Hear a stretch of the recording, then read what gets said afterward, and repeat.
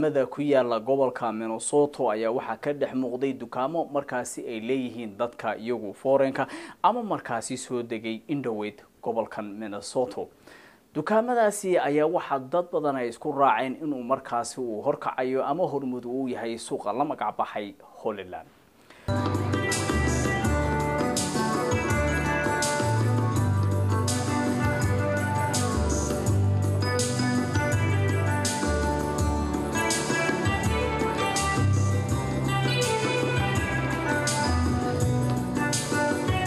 Holy Land ayaa markii hore waxa uu ahaa dukaan yar ka bacdina uu noqday dukaan weyn ka bacdina heer uu gaaray in markaasi laba loo kala qaybiyo midna laga furo North East-ga midna markaasi laga furo South-ka magaalada Minneapolis meesha iska gooyaan Lake Chicago xarunta weyn ee bilka cusub ee hadda la furay.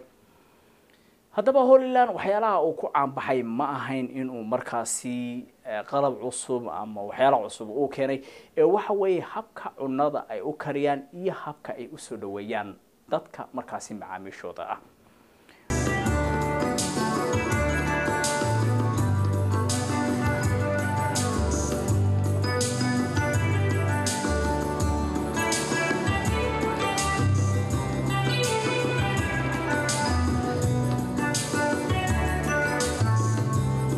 mar aan Holy Land booqanay oo aan dhowr sawir iyo video halkaasi aanu ka soo qaadnay ayaa waxaanu ka dhex muuqday shaqaalo markaasi ku hadlay afka Soomaaliga.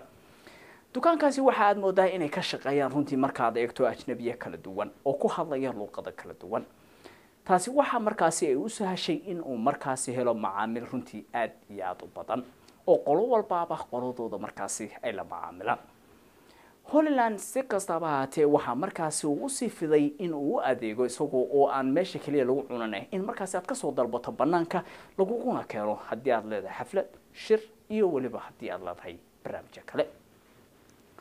Holy Land marka waxa uu haatan la tartamaya dukaamada waaweyn ee ku yaala gobolka Minnesota haddii Allah wadolana ogolaado waxa ay yiraahdeen waxaan higsanayna in dukaamada sida Cap Food oo kale aanu markaasi furno oo ay ka adeegtaan dadka iyagu markaasi aanan u dhalan aan ku dhalan wadankan laakiin se iyagu ka yimid meel kale ee jecelna cunadoodii in ay markaasi iyo dhaqankoodii ay isla haystaan.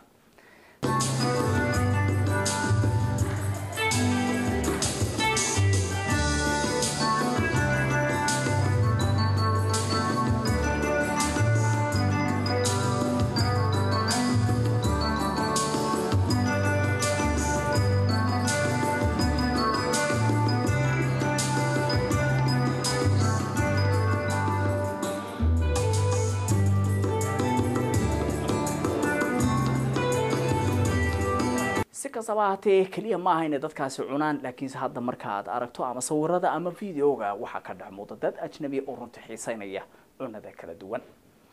haddaba Holy Land waxa uu leeyahay haddii aad tahay Soomaali oo degan tahay gobolka Minnesota ama shaqo raadinaysid waxaan leenahay gacmo furan ayaan kugu soo dhaweynaynaa ku soo dhawaada ayuu idin leeyahay ninka madaxda ka ah Holy Land.